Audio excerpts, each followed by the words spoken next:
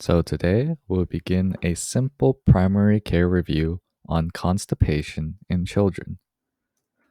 Constipation in children is a disorder in which a child passes infrequent bowel movements, two or fewer per week, has painful defecation, or passes large caliber and hard stools that may require excessive straining.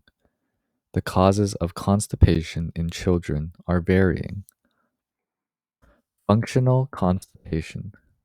Functional constipation describes constipation without evidence of a primary anatomic or neurologic cause. Use the Rome 4 diagnostic criteria to make the diagnosis, which requires at least 2 of 6 symptoms: stool infrequency, hardness and large size, fecal incontinence, or volitional stool retention for at least 1 month. Recent onset constipation. Recent onset constipation is where the symptoms have been present for 8 weeks or less. These children often respond to a short term intervention, such as administration of laxatives for several days or weeks, or a brief behavioral intervention. Chronic constipation. Chronic constipation is defined where symptoms have been present for 3 months or more, which may include multiple episodes of symptoms. These children require longer and intensive treatment with laxatives, as well as sustained behavioral support. Etiology and management. Transition to solid diet or the introduction of cow's milk. The transitional diet often includes inadequate amounts of fiber and fluid. Ensuring adequate fiber and fluid intake may be helpful. Fiber. For infants and children younger than 2 years, a goal for fiber intake is approximately 5 grams per day. This can be provided by several servings daily of pureed vegetables, fruits, and a fiber containing infant cereal. Fluid intake. Minimum daily fluid intake depends upon the child's weight. 5 kilograms would require 16 fluid ounces daily. 10 kilograms would require 32 ounces daily. 15 kilograms, you would need 42 ounces daily.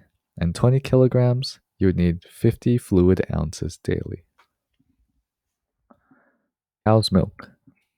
If the development of constipation is temporarily associated with the transition to cow's milk, it is reasonable to limit cow milk to 24 fluid ounces a day and or a trial of soy milk or formula. The diet of these children should also be reviewed to ensure that they are receiving adequate amounts of fiber. Anal fissures. Anal fissures may lead to persistent or chronic symptoms. Anal fissures can also be caused by vigorous wiping of the anus during diaper changes. Toilet training. Constipation management for toilet training in this age group involves taking a relaxed approach to toilet training, providing foot support for sitting on the toilet, ensuring adequate fiber intake, and avoid excessive cow milk in the diet. Stool withholding.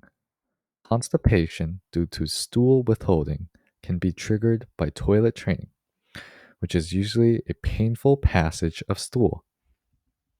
Preventive measures include delaying toilet training until the child shows signs of readiness, and anal fissures should be identified and treated.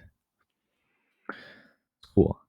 Schools can trigger constipation because the child is reluctant to use the toilet at school, or because the change in schedule interferes with toileting. Parents should also monitor whether their child is holding back from or embarrassed about using the toilet at school. Parents should promote routine, unhurried time on the toilet after meals. Management summary. Infants. Constipation that develops in infants is typically triggered by dietary changes such as the transition to solids or cow milk. The constipation is likely to respond to dietary interventions. Toddlers and children. First step is to provide parental education, such as age appropriate toileting advice and dietary changes. For those with stool withholding behavior, pain while defecating, rectal bleeding, or anal fissure, the initial treatment would be PEG. If PEG is not available, milk or magnesia or lactulose should be considered safe alternatives. Anal fissures can be treated topically with petroleum jelly and dietary changes, which can help avoid recurrent constipation. Laxatives can be used for children with recurrent constipation, such as lactulose, sorbitol, mineral oil, magnesium hydroxide, which is the milk of magnesia, senna, bisacodyl, glycerin, suppositories. Disimpaction may be treated with a higher dose of oral laxative for up to 1 week, or a sodium phosphate enema. Thank you.